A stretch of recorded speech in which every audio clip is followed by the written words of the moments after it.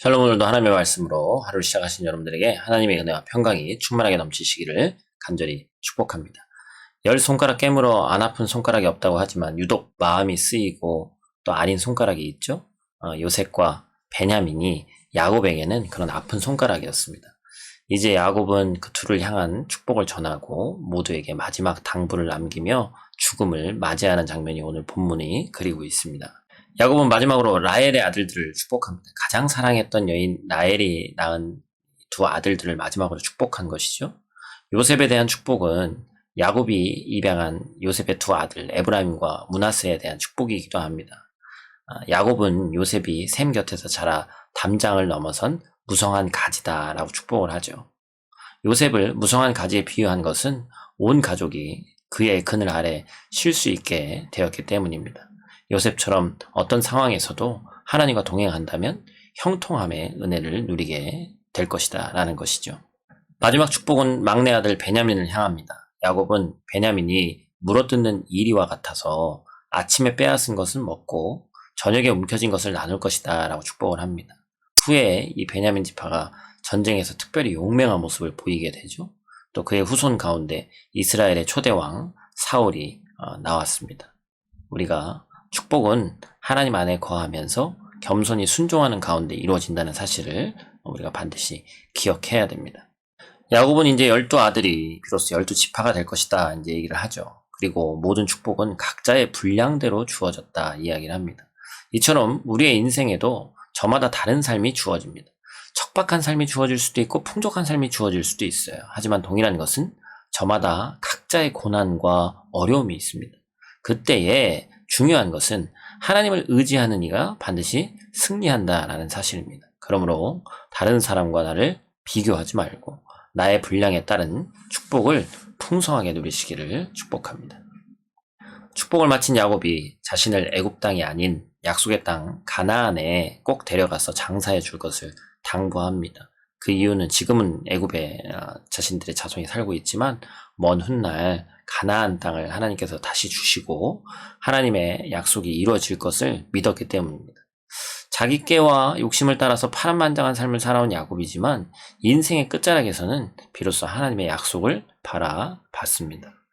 사랑하는 성도 여러분, 눈에 보이는 세상의 것들이 아니라 하나님이 약속하신 영원한 하나님 나라를 추구하며 오늘 하루도 살아가는 저 여러분들 되시기를 간절히 축복합니다.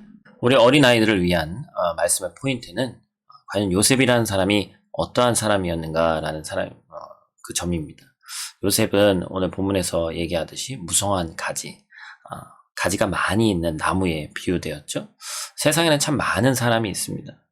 자기 혼자 독불장군처럼 살아가려고 노력하고 정말 이 척박한 세상에서 아웅다웅하면서 나와 내 가족의 초점을 맞추고 살아가는 그런 사람이 있는가 하면 많은 사람들에게 긍정적인 선한 영향력을 끼치고 누군가가 쉬어갈 수 있는 큰 나무와 같은 그늘을 제공하는 큰 나무와 같은 역할을 하는 사람이 있다는 것이죠. 우리 아이들도 그렇게 커기를 원한다라고 함께 나눠주시기를 부탁을 드리고요.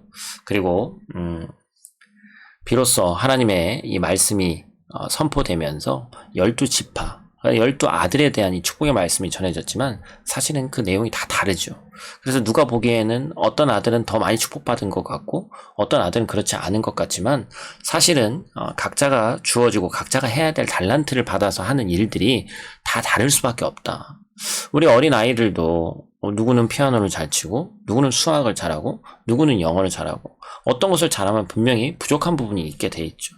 모든 것을 다 잘할 수는 없다. 그 부분을 꼭 아이들에게 얘기해 주시고 하나님이 너에게 주신 아직 발견하지 못했지만 귀한 것이 있는데 그것을 우리가 찾기 위해서 붙잡기 위해서 네가 지금은 없는 것 같지만 반드시 있다라는 사실을 아이들에게 꼭 얘기해 주셔서 꿈과 희망을 가지고 하나님의 꿈을 이뤄드릴 수 있는 귀한 아이가 되기를 우리가 함께 기도하는 그러한 말씀의 나눔이기를 축복합니다. 기도하겠습니다. 하나님, 야곱은 자신의 지혜와 꾀를 신뢰한 사람이었습니다. 그래서 자신의 선택을 항상 주장했던 사람이었습니다. 그러나 인생의 말년에 비로소 하나님의 선택을 인정하고 내가 원하는 것이 아니라 하나님께서 원하시는 것이 무엇인지를 깨달아서 사랑하는 아들들에게 축복하는 아비가 되었습니다.